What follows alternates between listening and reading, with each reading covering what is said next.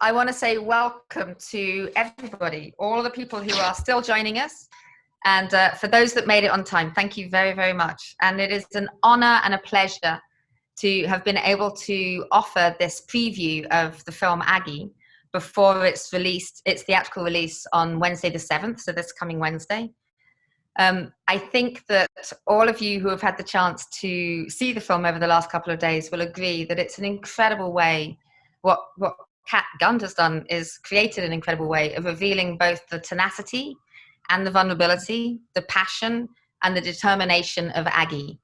And I know many, many people on this Zoom tonight are big fans of Aggie, friends of Aggie, have worked with Aggie. And one of the things that I think is really, really important about the momentous occasion of there being a film about Aggie is that it really does show her innate ability to both care and fight for artists and for art and for social and criminal justice.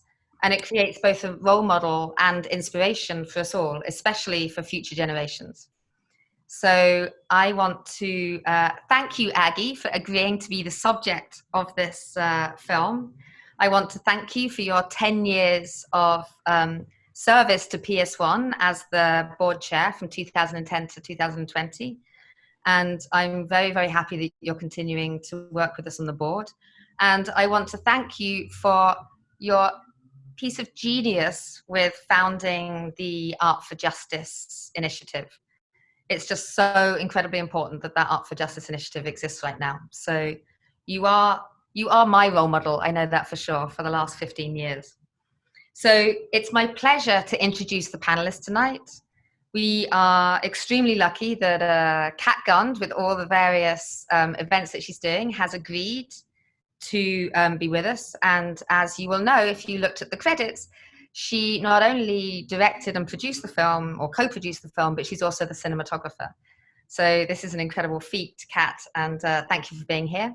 We're also joined by Jesse Crimes and Russell Craig, who are two artists who are in the exhibition Marking Time, Art in the Age of Mass Incarceration, which is an exhibition that opened on the 17th of September to joyous hurrahs by all the staff, because it was supposed to be opening in April. And then we're also welcoming Zyveria Simmons, who has been a friend and colleague of Aggie's for a number of years, and is also a friend of PS1 and the Museum of Modern Art and many, many other art institutions and people in New York City and beyond. So welcome to all of you. I want to say a big thank you to Auburn Pictures and to Strand Releasing, because without them, this would not be possible. I want to tell you that if you have enjoyed this film, which I assume you're on this call because you have, its theatrical release, as I said, is on Wednesday the 7th. So if you want to recommend to friends that they see it, the first way that you can do this is from the 7th. Tickets are on sale now, and it's being released via Film Forum. So in the chat, you will see that there's the link to Film Forum. And then on October the 9th, it'll be released nationwide. So there's around 60 cinemas all over the country where you can choose to go and buy your tickets. And this is extremely important because, as you know, like, cinemas are really suffering right now with not being able to go into them. So it would be fantastic if you let your friends know, no matter where they are in the country, they can probably find out of 60 film centers or cinemas, they can find somewhere close to them that they can give their money to. And then on October the 16th, you can go to iTunes, to Amazon, to Google Play, or to Vudu, and you can get the film there. So just quickly, before I go to the next stage, we are so delighted to be doing this event, coinciding with Marking Time, Art in the Age of Mass Incarceration, the exhibition that we've just opened that is curated by Nicole Fleetwood, because this really is a culmination of decades of work that PS1 has. Not really a culmination, it's the beginning of a new phase, but there's been decades of work at PS1 under Aggie's leadership as chair, and this exhibition is really so important in terms of the 44 artists, who many of whom are present, I think, or they were planning on being present tonight. And I would really encourage you to come to PS1 if you can. If not, we are working out how to make kind of viewings remotely. So do get in touch with us if you would like to come and see that exhibition. And before I start the conversation that we're going to be having between the 4 panelists tonight, Aggie has made a very special video specifically for this evening. So I'd like to ask Chris if he can now screen that video. Welcome to this movie. I wish we were all together to be able to enjoy it, but I want to say PS1 is an organization that I was a member of early on, and then I took a hiatus and didn't go back there until about 20 years ago. I was lucky enough to be on the selection committee. We selected Kate Fowl, who had been in the garage in Moscow, and before that at ICA. PS1 is reinventing itself, trying to be more separate, to work with a community that is growing now a great deal in Queens, and they're doing just marvelous things. So I wish you would support it as much as you can, even if it's only verbally.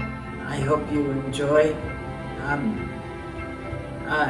this film, and don't stop talking about justice with people in your circles. Don't stop agitating and organizing, marching and protesting. We can't let the momentum of this summer fade. Art moves us to act, but we need people like you to keep the spark going. We can create a more just world. This film shows us the way. Thank you. Aggie, thank you so much for that. It's a really incredible introduction, and I will reiterate, don't stop. Everybody needs to keep going with the justice. Like, you've been such an incredible role model for that. And I am extremely, extremely pleased to be welcoming the 4 panelists today. For those of you who have just joined, and for those of you who haven't, if you look in the chat, you can see the longer bios of each of the speakers. But I am going to jump straight into asking questions, and we're hoping that this will turn into a conversation. Just to let you know, this will be for about 45 minutes, and then we're going to open up to questions from all of you who have joined us tonight. So if you have questions, put them into the chat, and there are some of the PS1 team gathering them and putting them together, and they will be texting me under my Zoom table, so I will be able to ask them. Okay, so I want to start by thinking about the development of Aggie's interest in the intersection of art and activism with a question for Cat. So, Cat, your film brilliantly traces Aggie's trajectory as a philanthropist and collector who has always had a profound moral compass. You show how her interest in social justice and activism, particularly concerning the questions of criminal justice reform, was piqued in recent years, leading to the creation of the Art for Justice Fund. Having yourself made political work for some time, going back to the early video Keep Your Laws Off My Body in 1990, which you made with Zoe Leonard, and is exemplified by so many of your films since, there seems to have been an amazing exchange of ideas between yourself and your mother, each teaching the other. What has Aggie taught you as an artist about navigating the relationship between art and politics? And what did you teach her in exchange? I love that question, Kate, and I do want to take a second just to thank you and the whole PS1 community for being the edgy version that I was introduced to so early on. There's MoMA, and then there's the Edge, and Aggie really loves PS1 and always has. And you know, but to answer the question, I also want to thank Jesse and Siberia and Craig for being here, and I'm really excited to get into a conversation with all of us. But in answer to that question, I would say that is the central issue that I grappled with in the film, and it really is the biggest lesson that I took away, which is that, you know, Aggie wasn't just asking questions to ruin my movie. She was actually asking questions because that's how she engages in the world, and she is authentically curious. And that's what she's taught me, is how to keep growing and keep changing. And as a parent, to me, she listened and she paid attention and she evolved.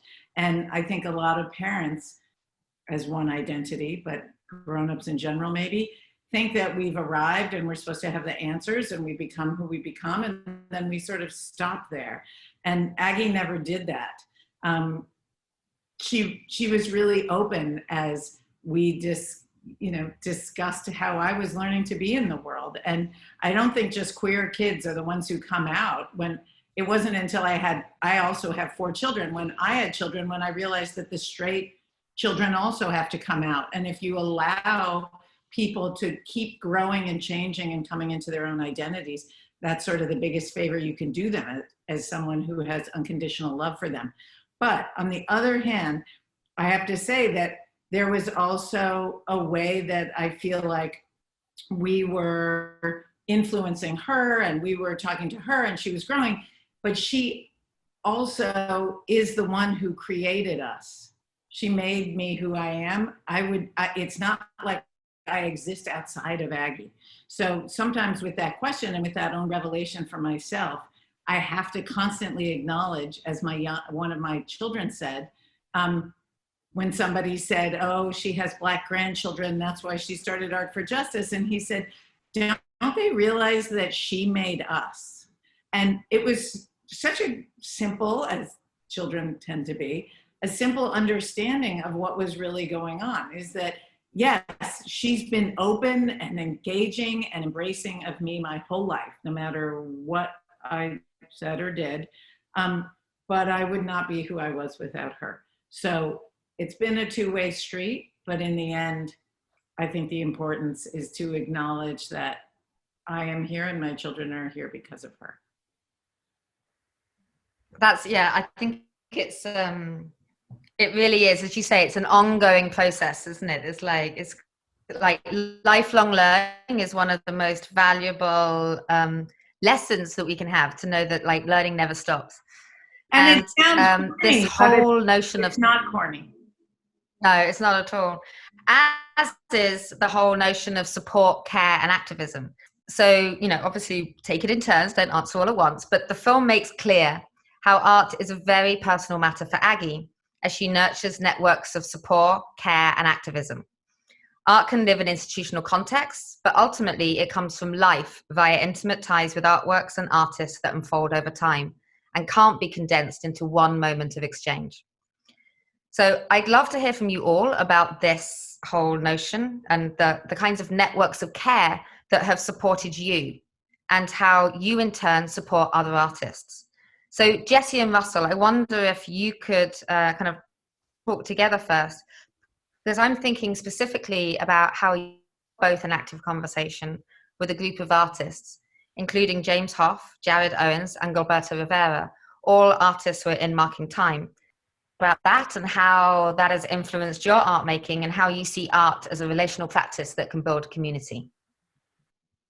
Who wants to go first? Craig? No, you can go first. Me? Okay. Yeah, I mean, I mean, particularly in many ways, a lot of the artists that you just named, Jared and Gilberto and Yaya, James Huff, and even my relationship with Russell,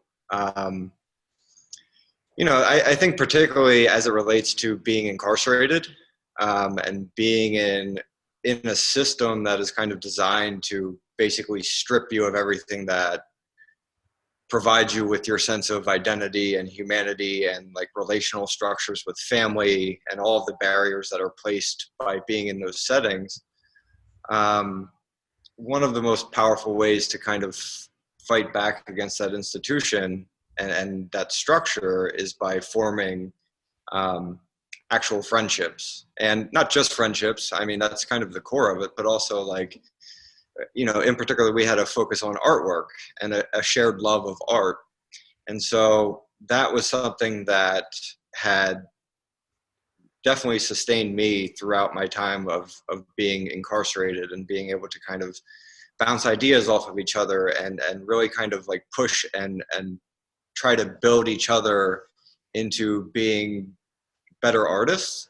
And ultimately what it did, I think, is it created space for hope in a situation where, it's very easy to become hopeless. And so that was one of the, I think, most impactful and powerful ways of like forming a network of like-minded people into a community. And then that just kind of continued to grow after my release, when I came home, and then met Russell. And even further than that, meeting Aggie and Kat and Zyveria and you, Kate, and Nicole Fleetwood, and being in this exhibition, it all kind of comes from this core of, I don't know if I guess it is. It's like a sense of mutual aid, where it's like people want to support folks who are not just making, I think, great artwork, but also using that artwork to try to really amplify issues and ideas and challenge people's perspectives and change narratives in ways that I feel have maybe not been addressed in quite the same way that they have been much more recently. Russell? With that question, it makes me think about how me, Jesse, James Huff, quite a few artists, we had like a relationship quite some time ago. We came together by way of art, and art was like the tool, the vessel that we chose. And even that we didn't make that choice at the same time, because we was in different places in our early life and things like that. But once we all recognized that art was like the connection, that was like the bond, that we had with each other, like early on. And then it became like a way of life, like especially personally for myself, like art was like the savior, what I'm saying? It really changed things around. And for Aggie and the Gun family to come in and recognize that we had something, it was just like, just amazing, so, cause Aggie, Cat, and you could have seen us and was like, nah, we're not going to mess with them guys, or we're not going to provide grant or whatever. Like, so that was just an honor within itself, but then the responsibility comes with it. And then, we go back to our circle of people. Like James was still in prison, but I always advocated and always praised his talent and his genius. And then for Holland Carter to say he genius when I was saying he was genius for years is awesome. So just to be in these spaces and having this opportunity for our art and things like that, and it's an extension of ourselves, like us, our soul. Like when I make a piece of artwork, it's like coming from deep within. And then I got like somebody like Jesse around who knows art, really, who's studying art because I do a lot of stuff instinctively, but I consider myself like a student. So I've been learning a lot from everybody. Zyveria, one time we was in New Orleans and we was in a conversation. It was real deep and she was just schooling me. And I was just like, I like her, you know what I mean? She's real smart. I talked to Jesse after that. So, and we just bounce ideas, and sometimes it's in like conversation. It ain't even like specifically like about an art piece. It'll be about life, but then it get incorporated into the piece once I get back into the studio or like that. So anytime that I have the opportunity to give it back to artists that's like my friends, or even artists that I don't know that well, I love the fact that I have the opportunity to be an inspiration or help to anybody. And that's what we do as a team. No, I think that's very true, and including more recently actually doing workshops and sessions with like various community groups and things like that, which I know you've really enjoyed and they have like really loved. So Zyveria, do you want to add to this? I'll just say I see a lot of my community members that I've known for long periods of time inside of this room. And, I'm looking at Cliff Owens, these are folks that, I've been in relationship with in different ways through art making, through inspiration for a long period of time. So I'm really thankful for the communities that I've, been involved with, people inside the room. Obviously, Aggie and Catherine and, are monumental figures for art making in New York and world, countrywide. So, that's a network, but I feel really inspired also. Besides this network, I feel really inspired by a lot of the young folks that are on ground right now and really advocating for things that we just, in even our generation, weren't advocating for. Things like, unionization at the workplace, things like abolition of force, things like,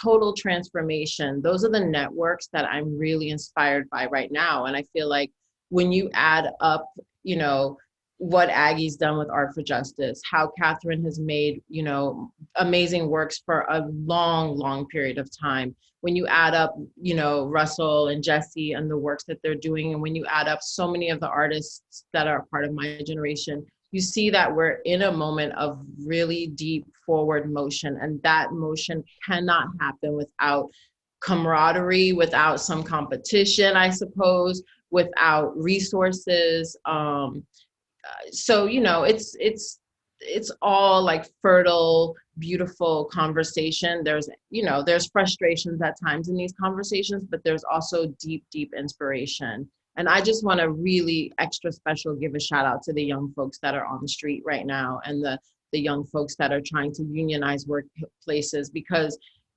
it's something that they need our support. And I feel like they've taught me so much over the past few months and years, as much as I hope that I've collaborated with them. So I think that that's where I see care and mutual respect coming at this juncture, along with this group right here. Kat, is there anything that you'd like to add? Well, they said it beautifully. I just want to pick up something really funny that Craig said, which is, he knew that James Huff was a great artist. He's like, I knew it. And finally, everyone else saw it. And I just have to say, I've heard that from my mother, from Aggie, my whole life. And she was so often the first person to buy someone's piece of art, the first person to make people say, I'm an artist. I sold a piece of art. And she'll say, especially with women, and certainly with artists of color, she'll say, like, I knew it. I knew they were a great artist. I knew they were great. I've been going to their studio. I've been talking about them. I've been pitching them to gallerists and so for years and years and years. And then suddenly somebody notices. So Craig, you're in great company because you've got this special thing. People ask me all the time, why does your mom have what gave her a good eye? What's a good eye? How did she get to have good taste? I'm like, I don't know. It's like if you're drinking wine and you say it's a really great bottle of wine, I'll be like, oh, okay, this is good. I don't know what it is, but I love that you said that. And then all I would say about the networks of care is that, for me, I love that it comes back to family, that it feels like family, that's what sort of hearing each other's voices, listening to voices, seeking out voices you haven't heard, knowing that there's something you don't know, that comes back to family, and that's why the Art for Justice family feels like a family. Xiveria's talking about the PS1 family feeling like a family, and then obviously my birth family and my mother's here and feeling like a family. And at base, that's what we need. We don't need a film, we don't need a piece of art, we don't need a policy, legislation, a law. What we need is to care about each other and to tell that story about care. So I think it's a perfect question for this. And can I just add, to just jump off of what Catherine is saying, years ago, I don't know when Aggie purchased one work of mine, and it was a gift for Catherine. So this is before I knew Catherine, and it has to be 15 years ago.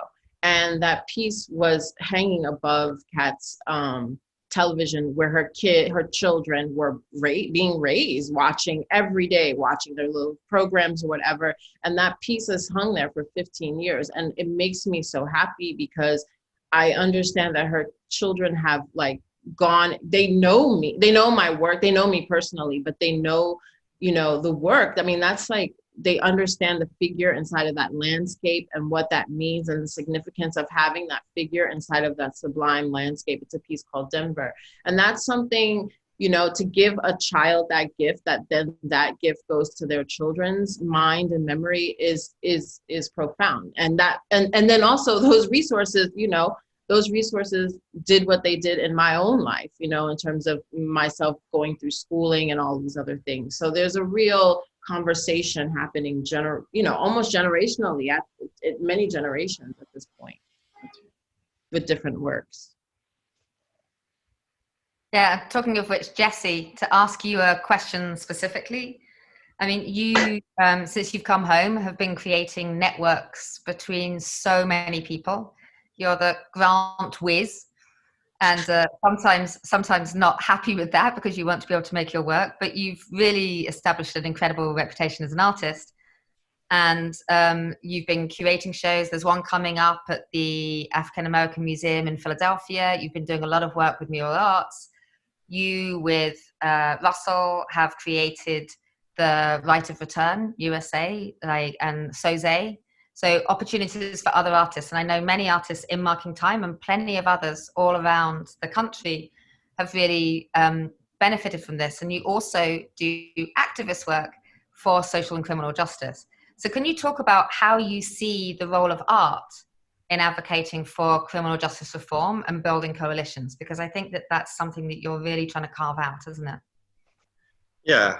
I mean, I think, you know, the role of art is kind of multifaceted, right? So it can mean and do a lot of different things depending on what your intention is, or sometimes what your intention isn't. And so I think, you know, at least in terms of like if you think about like the Rikers action at Court Square, trying to create a piece of artwork that can help apply pressure to, you know, a very specific individual who may have control over a certain set of policy decisions.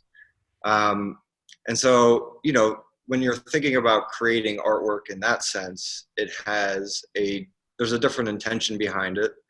And, you know, that's all about kind of creating new perspectives to create something that challenges perspectives and also simultaneously brings people into the fold. And so it was like a moment where people could collectively come together, and advocates from across the country, led by Johnny Perez, came in, and, you know, everyone kind of had their moment to speak and talk about the issues that we were working on around Rikers. And the artwork really kind of facilitated some of that conversation and served as a moment to gather. But then outside of that, the other thing that, well, I mean, it's not really outside of that. In many ways, it's kind of interconnected with.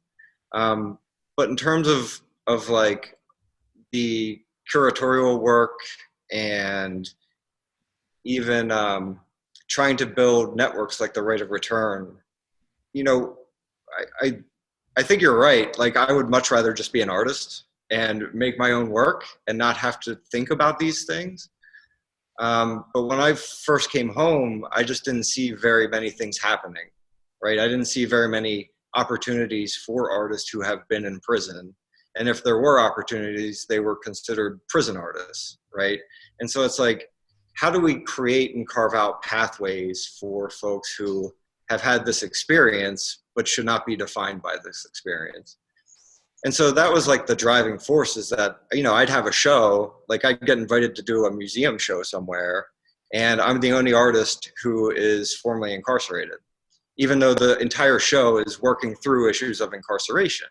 Mm. So I just saw like gaps and kind of holes in various institutions and then grant making processes that I just felt like, you know, if the door opened for me, that it was my responsibility then to kind of push and try to force that door open wider for other artists to come into the same conversation, into the same networks, and have the same kind of support.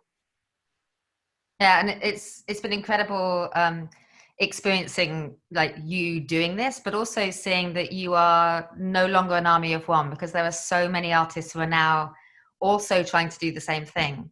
And, you know, what Art for Justice has done is enable, like, especially with some of the small grants they've been giving out recently, like enable that kind of ballooning or the expansion of the networks. And I think that it's a really, you know, it's, as you say, not just about artists who were formerly incarcerated, but artists in general, these kind of networks of support, and seeing how we can like disperse funding in very different ways to those that we're used to. So Russell, you're up next. Wait, can I just say one thing about that, Kate, is that one thing I've really appreciated about Jesse's networks of support work from the beginning, separate from his artwork, is his acknowledgement that his privilege of being a white person has really led to some of the situations that he's in. And that one of the most profound things he said in the first time I met him, he said, I learned about race in prison. And I thought that was really fascinating. And I feel like he's really brought that with him to his ability to recognize what his access and his privilege has brought him, even as an incarcerated person, you know, not a privileged person in many ways.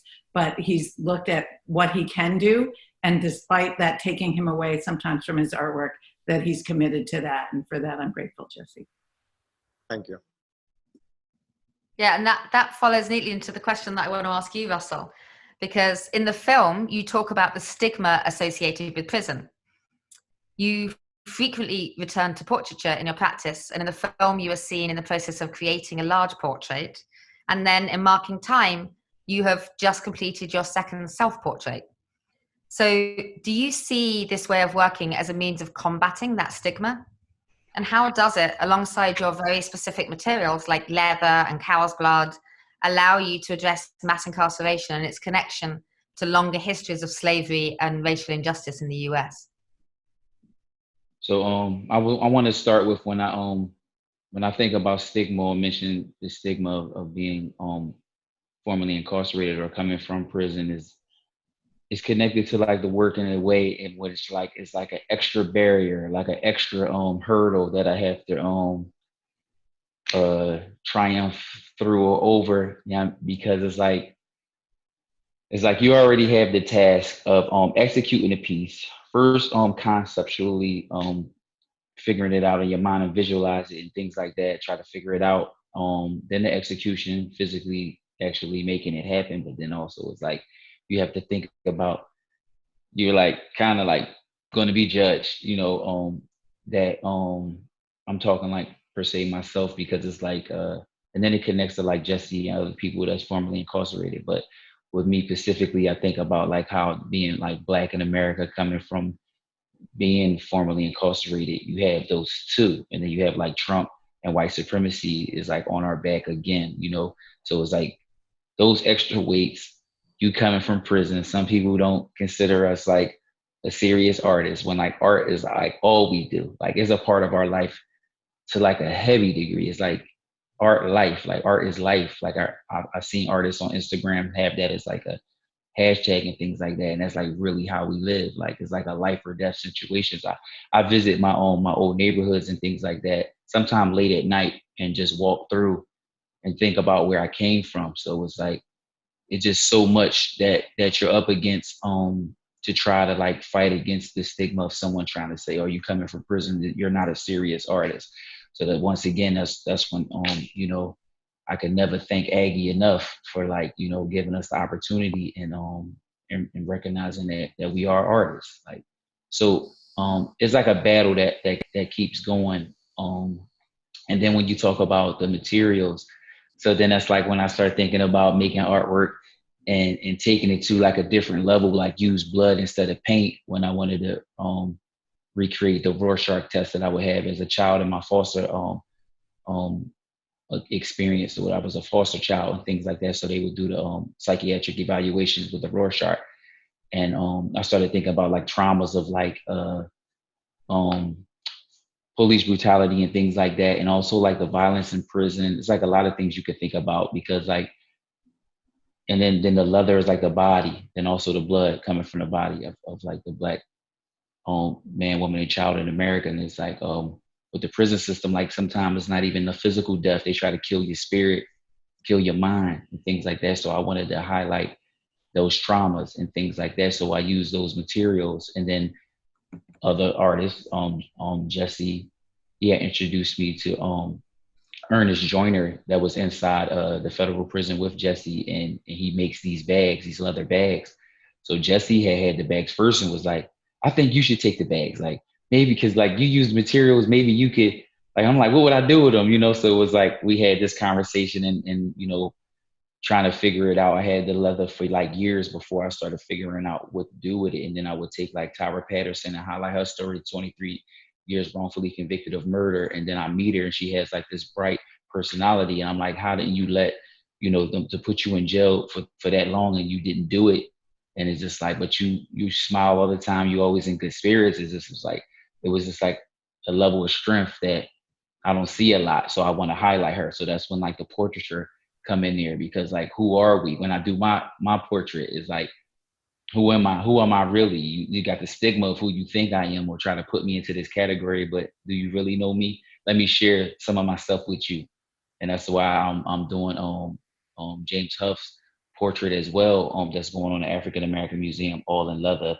That was 5 years in the making. Didn't want to rush it and just was trying to develop it, because it's like, it's really about that message that we're trying to get out of who we are and what we're going through from our perspective and things like that, and try to share it with people that probably don't understand in the way we do. Thank you. And Zyveria, maybe it's remarkable how these questions are all, you're all answering the questions in a perfect way for me to lead to the next. Because in the film, there's an amazing scene where we get to witness Aggie doing a studio visit with you. And I know that you've had a long relationship with Aggie, but in the film you say this is the first time you've come to the studio. And so it's a very kind of revealing experience, I know. So can you speak a bit about your relationship to Aggie and Art for Justice? And what is it like to be in conversation with Aggie about your work, or to have that kind of engagement with a collector? Has it inflected your perspective on the art world or on institutionality? Ooh, that's such an intense question. Oh my goodness. You know, relationships are built over long periods of time. And I think, speaking specifically about Aggie, Aggie massages her relationship. She takes care. And like, that is something, she invites you into her home. I've been to her home many times. She invites you into her family structure. I know her grandchildren. I know her, you know what I mean? Like, there's a whole like long conversation of grace that's happened over long periods of time. This is like 15 years of like, or more of time. So there's care with time. There's care with, resources. There's care with attention to the work. There's care with showing up. I mean, I feel like Aggie, I'm not someone actually who goes out that often, but Aggie has like for many years gone out. She's always out. Like, I used to see her and be like, how can you be out like this? This is so amazing. She's a supporter. That's an amazing thing. That's like, you're down for me. She's really, she's a G, you know what I'm saying? She's down for you. She's down for you. And that's a beautiful, feeling to have. And I want to say at the same time, in terms of the art world and institutions, I would really love if institutions would mimic what Aggie's actions. So what I mean by that is, Aggie came to my studio, but I had been speaking to her for many, many, many years. We've had hard conversations. Like, we've spoken about our upbringing, family. We've talked about the need for reparations. I mean, that's about that's one of the most intense conversations you can have, where there's, with Aggie, who has resources, we all know, you know what I'm saying? And to develop a relationship that goes beyond transactional narratives and into humanity. And she and I have had those conversations, and she's also listened to me speak the hardest, like, kind of historical truths in different rooms. And so for me, it's like Aggie, Catherine, the family they've done their part. It's like, I'm good with them. I'm ready now for institutions to start owning that. And what I mean by that is, I need all of the institutions to start advocating for reparations. I need all of the institutions to start talking about abolition. I need all of the institutions all of the museum directors should have gone into the neighborhoods that they live in, and the neighborhoods surrounding them. All of the directors and institutions need to go to prisons and jails and know all the structures that are surrounding their institution. All of the institutions, especially in 2020, in the year of COVID, in the year of a massive uprising, all directors should be advocating for the unionization of their workers. You need to pay your workers a really solid wage, and you also need to, advocate for repair. And I think that unless you're doing those things, you've got to put your money where your mouth is at this point. We're in a different time. And I think unless you're doing those things, then you're kind of half-stepping. And so, you really can't say anything to Aggie and the Gunds, because it's like, they've done their thing. You can't, you know what I mean? They've done the damn thing, as my family would say. They've done the damn thing. So now it's up to other institutions. This is one family institution with resources. Now it's up to all the other institutions to follow the lead. And I am so excited for the day that I walk into MoMA and there's an exhibition that is specifically about reparations and the need for repair, like the works that I have up at Socrates. We're at that moment, and so I have high expectations of the art world now, because I'm able to commune with, particularly in this case with this family, and have these hard conversations across dinner tables, across cocktails, at events, you know what I'm saying, at their homes. So I have high expectations. Catherine and we've been inside like maximum security prisons, communicating, trying to understand what we're seeing. So I have high expectations of our culture right now. And that is definitely a direct result of my community inside of, the art world, but also obviously Art for Justice and the amazing people who I've grown to care for, love, support, admire, want to be like, grow up to be. So we've got a lot that we need to do. And I think that I'll just end with saying, I love comfort. I'm a Taurus. I'm just going to make a joke. I'm a Taurus. We are notorious for loving comfort and luxury. So while you have to want to love luxury and beauty, you also have to want to love justice, and you have to want more for people than what you think they should have. You have to want more. And I think Aggie, I think Catherine, and I think the family, they want more for people, and they put their money where their mouth is. Whilst Aggie's always been known as a collector with deep connections to artists,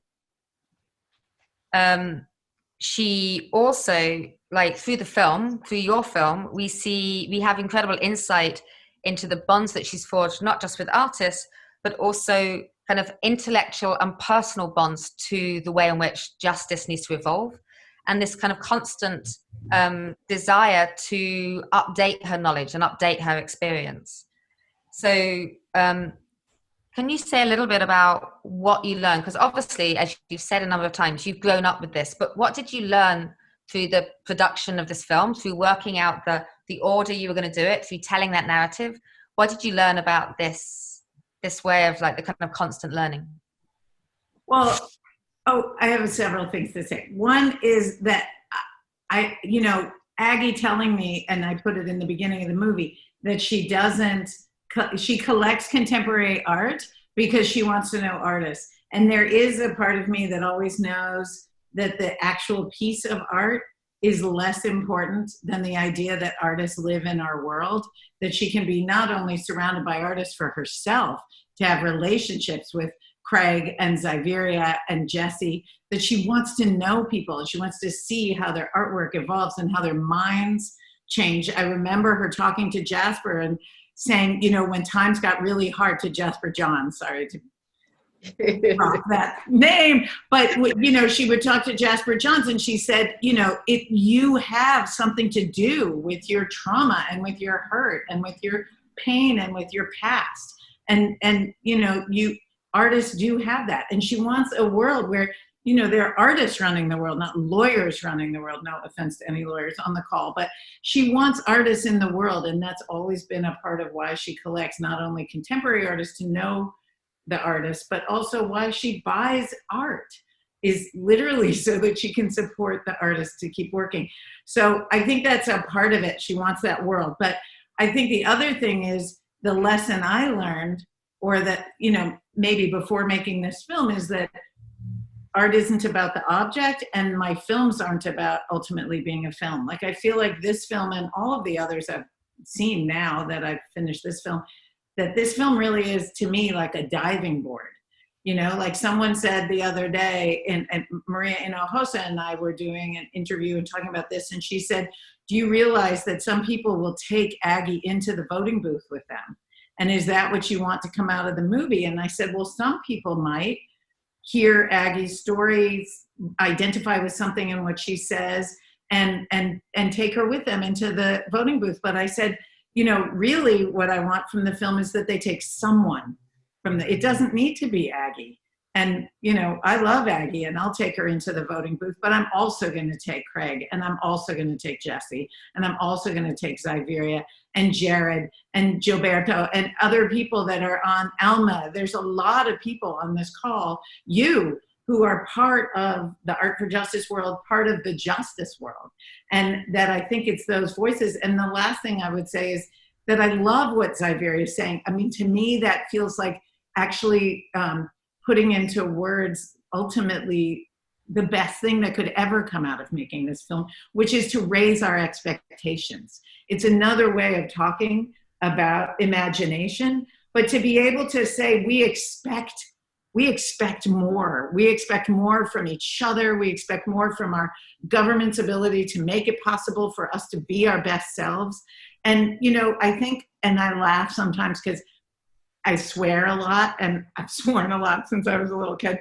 And when I swear, Aggie would say to me, don't be so base, you know? And I was always like, oh, you're just not cool enough because I can say these words. And, you know, my kids will literally sit at the dinner table with Aggie and say, you know, just say fuck, just say it, say fuck, say fuck. And she's like, I can't say it. But to me, what she was really doing was raising her expectation of me. She wanted me to be more precise with language. She wanted me to communicate and convey my thoughts and opinions and feelings better.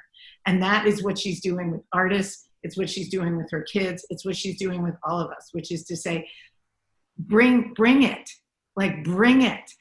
Think of something that you haven't thought of before and put it out there, because everyone's voice matters, especially people whose voice hasn't been allowed to be heard. People behind bars, Black people, children in public education, women artists, people whose voices have been tamped down. She wants to hear those, and she expects us to raise them.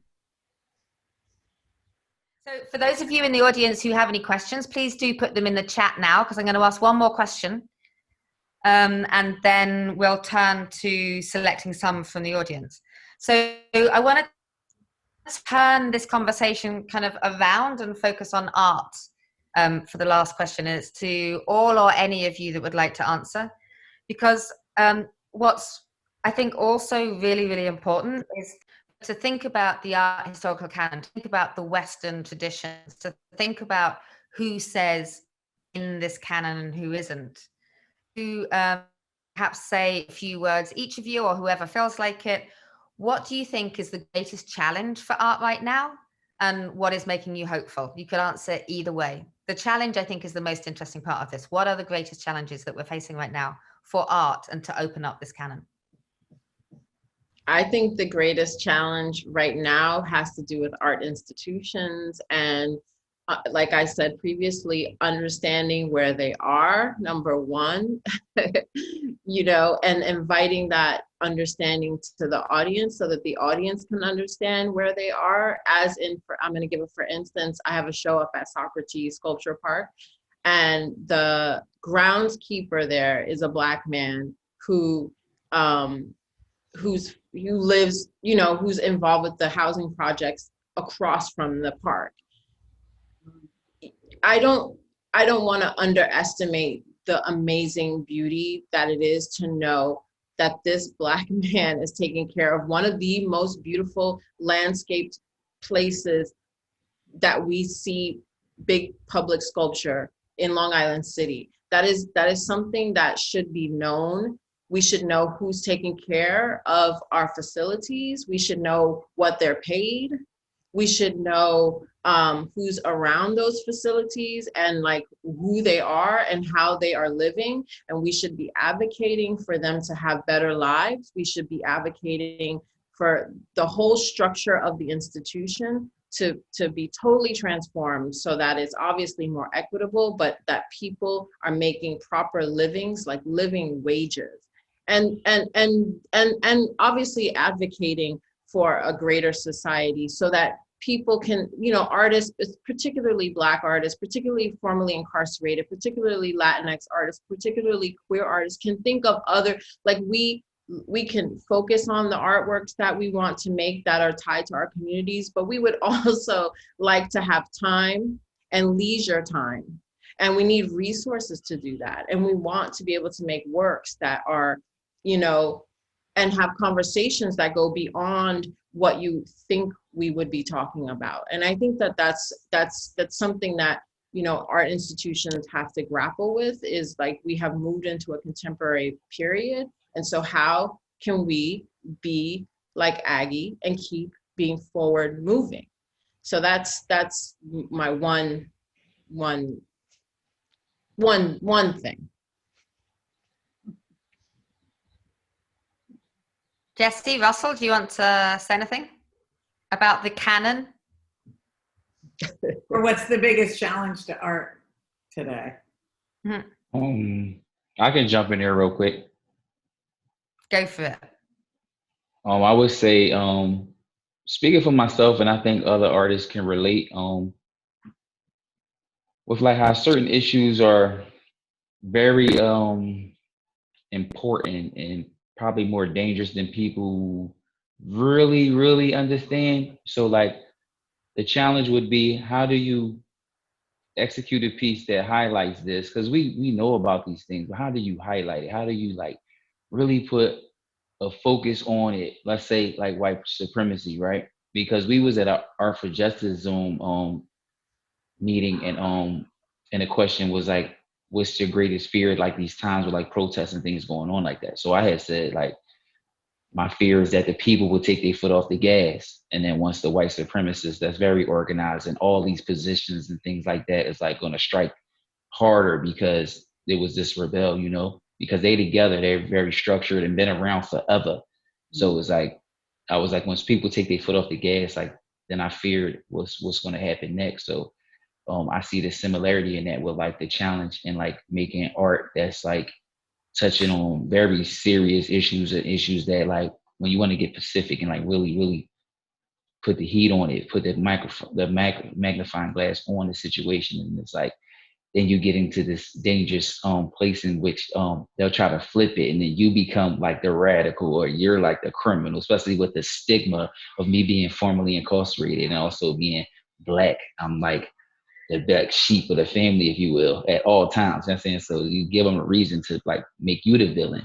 So it's like a challenge as an artist, because it's a must that we make this work to expose or highlight these like issues that's just not like, people be thinking things going to go back to normal, and I don't see it that way. I think things are really in a bad place. And then my art teacher from Bard, and I was telling him about like a similar thing that I'm saying. He was like, but your silence. And then I was like, I don't like to like put a piece out there if I don't feel as though like this is perfect for what I'm trying to get across. And he was like, but your silence is even more dangerous.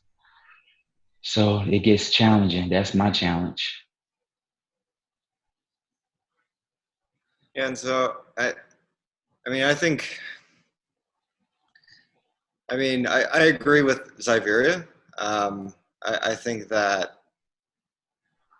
well, Xavier and Craig, right? So I think that right now we're in a moment where, I mean, things are changing rapidly, and at least in terms of like participation in these issues that have been going on forever, right? Like they're not really new, but they're being broadcast. And so we're in a moment.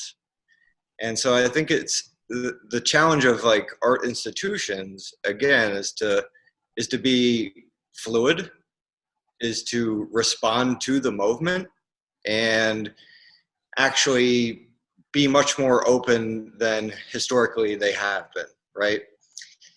And I also think that there is, and I mean, I think MoMA PS1 is a great example of that. It's like doing the Instagram takeover, allowing advocates and organizers to come into the space. Like the museum walls kind of deteriorate, right? And it becomes less this kind of static organization or institution, and more something that is engaged in the community, is engaging with people and with other folks. And so I think that's a great model.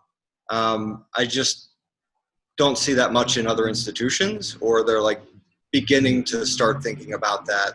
I just haven't seen it translated very well. So that's a challenge on the institutional front. And then I think even broader though, like one of the biggest challenges, I mean, just thinking about where the country is, where people are, how divided things are right now, and thinking of the role of artwork to, you know, I don't know if it conveys truth, or at least it asks questions. It's provocative. It encourages people to see things differently, and challenges kind of preconceived ideas and visions of the world, right? And so I think thinking of the power of art, or what art has the potential to do, and then I guess the biggest challenge for us as artists and as the art world and art institutions, is thinking about how do we create artwork that lives outside of the bubbles, right? Like so much of our artwork is shown in a museum or in a gallery or in some major metropolitan area. And there are large swaths of the country that aren't getting the same kind of access to this artwork, that aren't being asked the same types of questions, that aren't being challenged with information and truth and all of these other things that a lot of people are. And so I think the challenge for artists is thinking about how do we broaden our reach and expand that to everyone? Like, how do we make artwork that can exist not just in New York City, but in, you know, I don't know, someplace in Alabama, right? Like, how do we create artwork that has that kind of breadth where people can actually experience it and not just like view it virtually? Can I ask Jesse can I ask you a question? Yeah. With that regard, real fast. So my main studio is in upstate New York, 2 hours away. And one day I crashed the car and I called 911 because like that was my first move up there. And the sheriff came, and the sheriff, this is 2 hours away from New York City. The sheriff said to me, "We call you guys city idiots." And he said, "I've never been to New York City." How do you bridge that gap? How he's a white man in a farm town, you know, slightly depressed area. How do you bridge that gap? How as an artist do I invite him in and like start talking to him about, or you start talking to him about what you know is true based on the work that you create and the conversations that you have? Yeah, I mean, it's a great question. And I think that, I mean, there are, I mean, if we're being honest, there are some folks that I don't think artwork is going to engage. I don't think there's any real conversation that is going to move a certain section of the population. Like, they're just not really movable, right? But I do think that there is a kind of broader section of the population who isn't really engaged in art, but they're also not like complete adversarial, right, to everything that we stand for as human beings.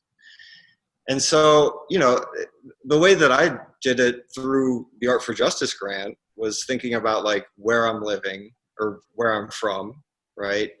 And what is like a draw for that audience, and how do I actually create artwork not for the art audience that I'm thinking of necessarily in like New York, but like for that audience, like for that community.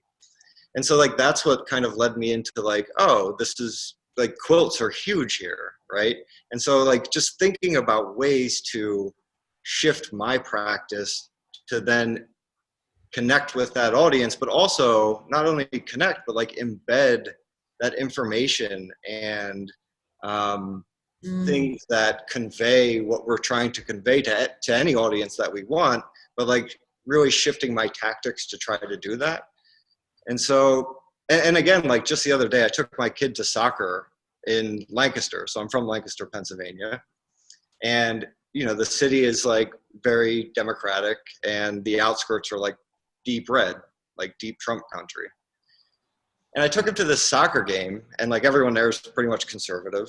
And this guy started talking to me, and I told him about the project that I did in Lancaster. And he's like, oh, I went to that. He's like, there was this woman, I think her name was Piper. And I was like, yeah, Piper Kerman. She came out to give a talk. And he's like, yeah, I came out to see that. And then there were all these quilts in a barn. And he's like, and it was about mass incarceration. I was like, yeah, that was my project. He's like, there was a lot of really good information in there. I've never knew half of the things that were in that exhibition through the wall text and everything else. But prior to that conversation, I mean, he was like a COVID denier. I mean, he was like hardcore Republican, you know, Trumper. But like, without me being confrontational in a direct way, the artwork kind of facilitated some of that. And so I'd like to think that it shifted his views on incarceration in some way, but I mean, I don't know.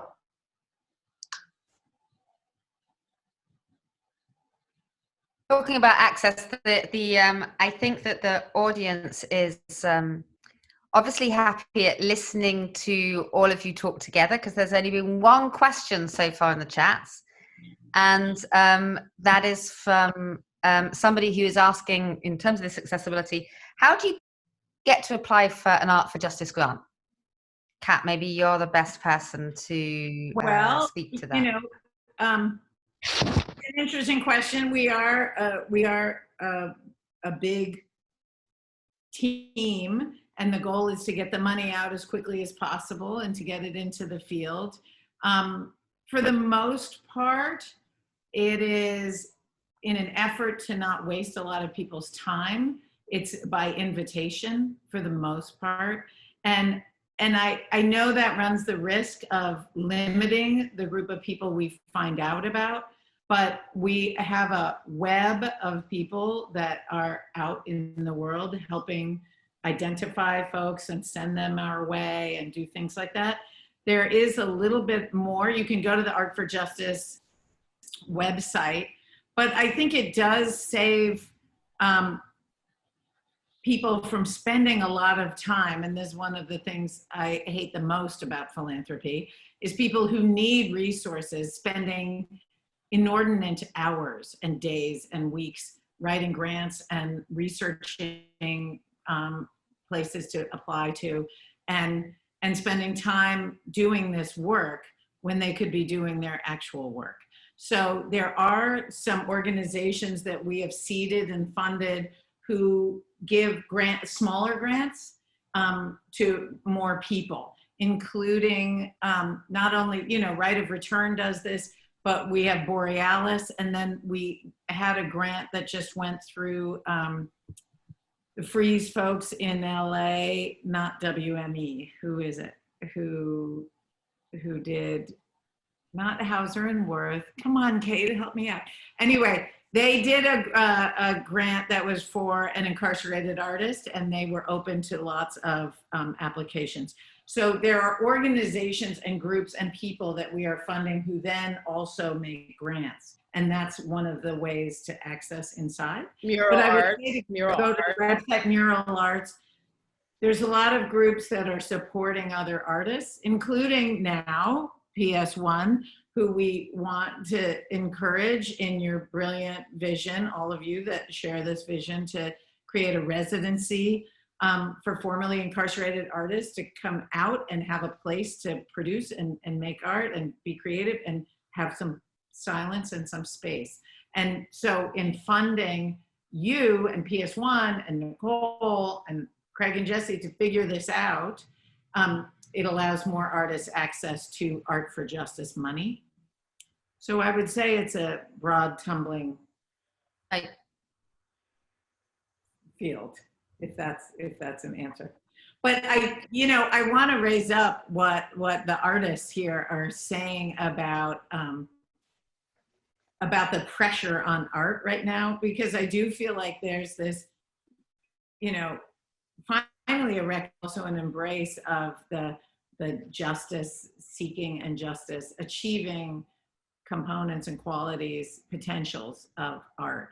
And so there is, at the beginning of Art for Justice 3 or 4 years ago, I thought, okay, our sweet spot is going to be bringing artists and activists together. And you'll still hear us talk about that. But any one of Craig and Jesse and Siberia and you can say, and Alma and any other of the grantee partners and fellows who are on this call can tell you that what I think I've realized in the ensuing years is that everyone is an artist and who is an activist, and everyone who's an activist is an artist, and that we don't need to bring the people together. We need to support the two parts or the many aspects of any one person, and that it's in that work that this pressure, I think now, is being manifest, that this pressure on art to change a narrative. I don't know that everyone would have talked before, like, to an artist, like, you are also changing the narrative, even if artists knew it. But I think there's more of a reckoning, a recognition of that duality. It's not even a duality, that wholeness in artists. And it reminds me, I think what you just said, Craig, but it reminds me the other night we were watching, the debate or something, and CNN was on, and one of my kids was on the phone, and we were talking about CNN, and the kid said, well, that's because CNN is left-leaning. And my son just turned to his friend and he said, the truth is left-leaning. Facts are left-leaning. And I was like, go. I mean, I think that that's where we're at right now. And even though Jesse's brilliant maze in Lancaster, using the tools of the local people of the place to tell a story about the place that also uplifted and amplified the experiences of incarcerated, formerly incarcerated, and potentially incarcerated people. It was a genius piece of work. And I think that those things do exist, and that there is art everywhere. There is not just art in New York, in LA, and in LA. I think it's everywhere. Mm-hmm.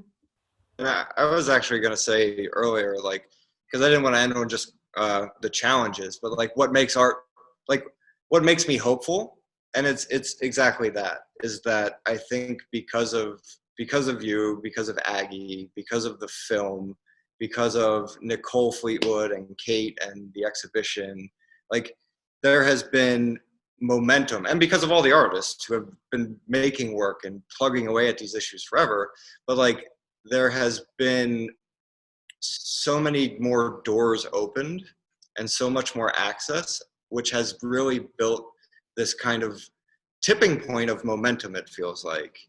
And so that's one of the things that makes me really hopeful, is the broadening of this community and the building this out, because that's the only way that we're actually going to come together and actually build the world that we want to live in.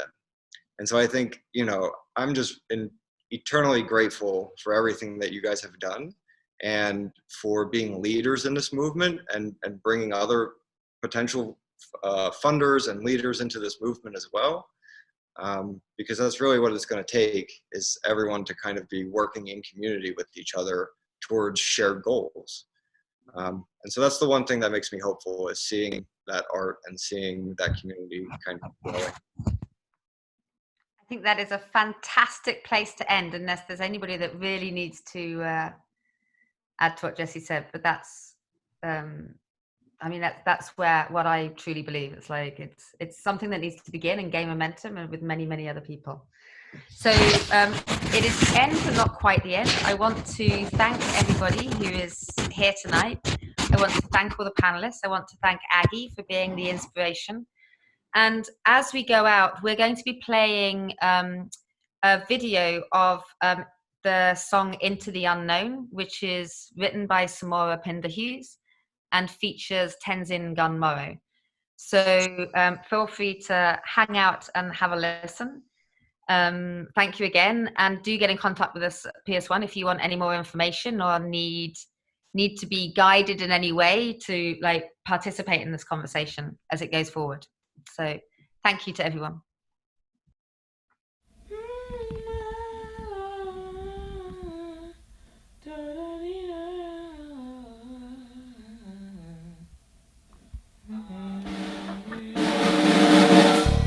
Brilliant. Production secrets. Into the unknown, like wherever your note is, keep the notes. So we're gonna just do the same spot, go full speed ahead. Okay, great. We figured it out. What is the measure of a life?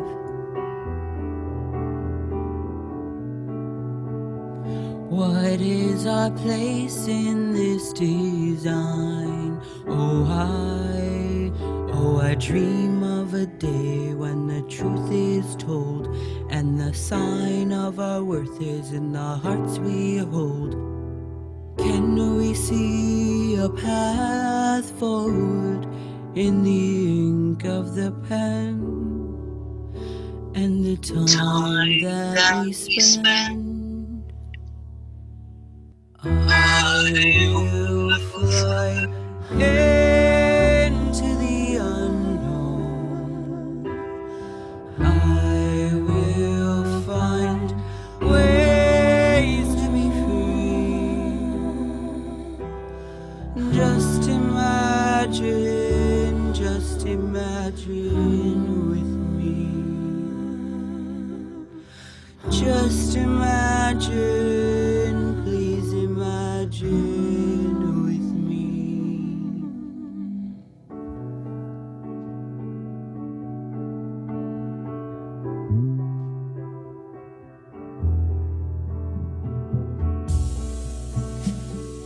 Is everything all set in stone? So many of us feel alone.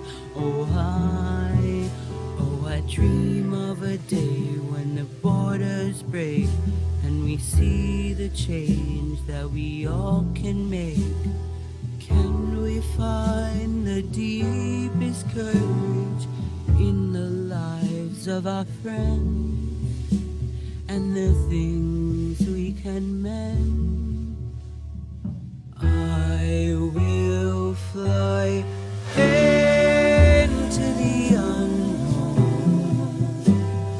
I will find ways to be free.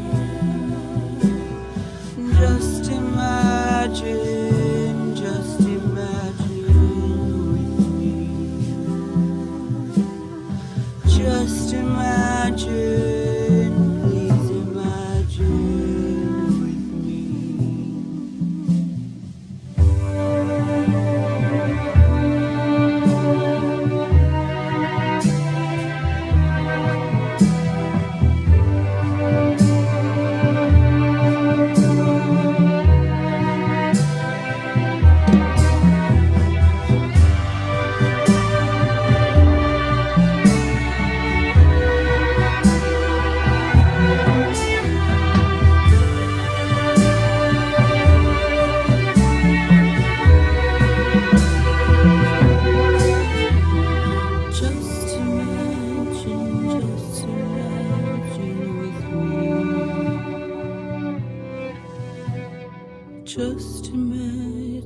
Just imagine